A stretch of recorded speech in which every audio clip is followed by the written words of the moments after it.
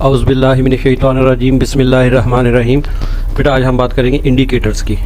Indicators क्या होते हैं? ऐसे मेरा बेटा कंपाउंड जो एसिडिक और बेसिक मीडियम में डिफरेंट कलर दें। नाम से इज़हार है, इंडिकेटर्स ये निशानदही करते हैं कि कोई चीज़ एसिडिक है या बेसिक है। तो हम टाइट्रेशन में यूज़ करते हैं।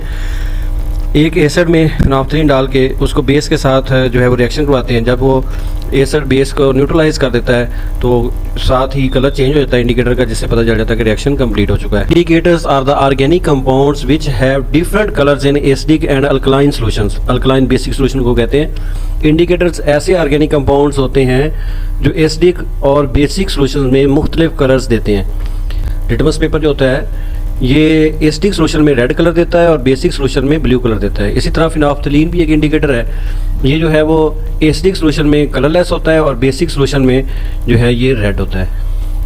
ये जो इंडिकेटर्स होते हैं, हर इंडिकेटर की मखसूस पीएच होती है जिस पे ये कलर चेंज करना शुरू करता है। मिसाल के तौर पे फिनाफ्थलीन की अगर हम बात करें तो ये 9 पीएच पे अपना कलर चेंज करती है। 9 से अगर किसी सॉल्यूशन की पीएच कम होगी तो ये कलरलेस होगा और 9 से ज़्यादा होगी तो ये रेड होगा।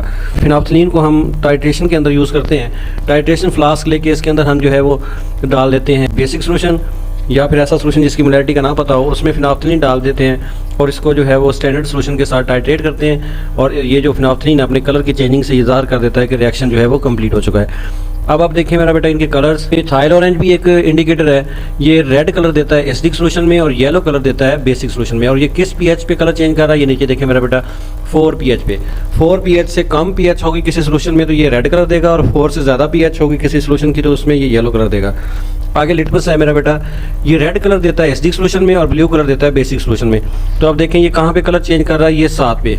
7 से कम पे जो है ये रेड कलर देता है और 7 से ज़्यादा पे ब्लू। नीचे आ जाए फिनाफ्थलीन, ये जो है वो कलरलेस है एसिडिक सॉल्यूशन में और रेड है बेसिक सॉल्यूशन में। और किस पीएच पे ये अपना कलर चेंज कर रहा है, 9। इस तरह हर इंडिकेटर जो है वो मखसूस पीएच पे अपना कलर जो है वो चेंज करता है। इसको ऐसे टेबल की शक्ल में आप पेपर में लिखेंगे। मिथाइल ऑरेंज जो है वो 4 से कम पीएच वाले सॉल्यूशन में रेड कलर देती है और 4 से ज़्यादा वाले में येलो। लिटमस जो है वो 7 से कम वाले में रेड और 7 से ज़्यादा वालों में ब्लू। और फिनाफ्थलीन 9 से कम वाले सॉल्यूशंस में कलरलेस और 9 से ज़्यादा वाले में रेड। इसके बाद है मेयरिंग pH of a solution. Solution की पीएच आप कैसे मालूम करेंगे? आपके सिलेबस में 10th के सिलेबस में 2 तरीके बताए हुए हैं मेरा बेटा कि आप किसी भी सॉल्यूशन की पीएच कैसे मालूम कर सकते हैं। एक तो है यूनिवर्सल इंडिकेटर। यूनिवर्सल इंडिकेटर बहुत ही आसान है ये मेरा बेटा। ये मुख्तलिफ इंडिकेटर्स का ये मिक्सचर होता है, ठीक है। बहुत सारे ऑर्गेनिक कंपाउंड्स इंडिकेटर्स को मिक्स करके यूनिवर्सल इंडिकेटर बनाया जाता है। जिस सॉल्यूशन की पीएच हमने मालूम करनी होती है उसमें वो जो यूनिवर्सल इंडिकेटर का जो टुकड़ा होता है या फिर स्ट्रिप होती है उसको डुबोते हैं। यूं ही आप डुबोएंगे किसी भी सॉल्यूशन में, एसिडिक में, बेसिक में, किसी भी सॉल्यूशन में, तो ये अपना कलर चेंज करेगा। वो जो यूनिवर्सल इंडिकेटर का जो स्ट्रिप है जब वो अपना कलर चेंज करेगी तो यूनिवर्सल इंडिकेटर की डब्बी के साथ कलर्स की एक जो है वो लिस्ट होती है जो नीचे मैंने दिखाई हुई है। ये देखें मेरा बेटा, जब पीएच यूनिवर्सल इंडिकेटर का कलर चेंज हो जाएगा तो उस स्ट्रिप को इस कलर वाली पट्टी के साथ मैच करेंगे। अगर मेरा बेटा आपने क्या किया, यूनिवर्सल इंडिकेटर को एक सॉल्यूशन के अंदर डुबोया और उसका कलर जो है वो चेंज हो गया। अब वो कलर मैच करें, फ़र्ज़ करें अब उसका कलर जो है ये पिंक हो गया और पिंक के सामने वाली शेड जो है इसके साथ जो है वो मैच कर गया। तो इसके साथ कौन सी चीज़ लिखी हुई है, 2। तो इसका मतलब ये हुआ कि जो दिया गया सॉल्यूशन था उसकी पीएच 2 थी। इसी तरह आपने जो है वो किसी सॉल्यूशन के अंदर यूनिवर्सल इंडिकेटर को डुबोया तो उसका कलर जो है ऑरेंज हो गया, तो इसका मतलब पीएच कितनी होगी, 3। इसी तरह अगर येलो हो जाए तो 5, इस तरह ग्रीन 7, इस तरह मुख्तलिफ कलर्स आगे नज़र आ रहे हैं मेरा बेटा। ब्लू कलर दे रहा है तो 11 पीएच 11 होगी और इस तरह वायलेट कलर है तो 13 और पर्पल है तो 14। मतलब क्या है कि एक ही स्ट्रिप है यूनिवर्सल इंडिकेटर की, उसको आप जो है वो मुख्तलिफ सॉल्यूशंस की पीएच मालूम करने के लिए यूज़ कर सकते हैं। जिस भी सॉल्यूशन में आप डुबोएंगे वो डिफरेंट कलर देगी। उस कलर्स को, उस स्ट्रिप को कलर्स वाली पट्टी के साथ मैच करेंगे। जौन सा कलर जो है वो मैच करेगा उसके सामने पीएच सॉल्यूशन की लिखी हुई होगी। Some indicators are used as mixtures. The mixture indicators give different colors at different pH values. Such a mixed indicator is called a universal indicator या फिर simply pH indicator। कहता कुछ इंडिकेटर जो है वो मिक्सचर की शक्ल में यूज़ होते हैं जो मुख्तलिफ pH पे मुख्तलिफ कलर्स देते हैं, इनको हम यूनिवर्सल इंडिकेटर्स कहते हैं। The pH of solution can be measured by dipping a piece of universal indicator paper in the solution. The pH is then found by comparing the color obtained with a color chart. Colour जिस solution की pH मालूम करनी होती है उसमें pH paper जो है वो उसको डुबोते हैं, उसका पीएच पेपर में जो कलर की चेंजिंग आती है उसको कलर चार्ट के साथ मैच करते हैं और जिस कलर के साथ जो है वो मैच कर जाए कलर, वहाँ से उसकी पीएच वैल्यू निकाल लेते हैं। दूसरा तरीका है पीएच मालूम करने का, वो है पीएच मीटर। ये सबसे ज़्यादा रिलायबल और बेहतरीन मेथड है।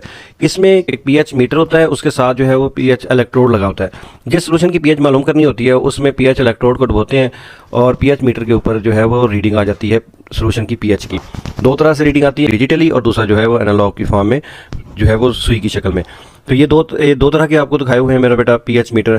पहला जो है वो एनालॉग पीएच मीटर है और दूसरा जो है वो डिजिटल है। और एक और देख ले मेरा बेटा, ये तीसरा जो है वो पीएच मीटर ये भी डिजिटल है और इसी तरह ये चौथा पीएच मीटर ये भी डिजिटल है। ये मुख्तलिफ किस्म के पीएच मीटर जो है वो मार्केट्स में अवेलेबल हैं।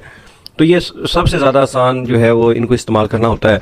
जिस सोल्यूशन की पीएच मालूम करनी होती है उसमें पीएच इलेक्ट्रोड को डुबो देते हैं जो पीएच मीटर के साथ लगा होता है और पीएच मीटर के ऊपर जो है वो रीडिंग आ जाती है सोल्यूशन की पीएच की। It consist of a pH electrode connected to a metre.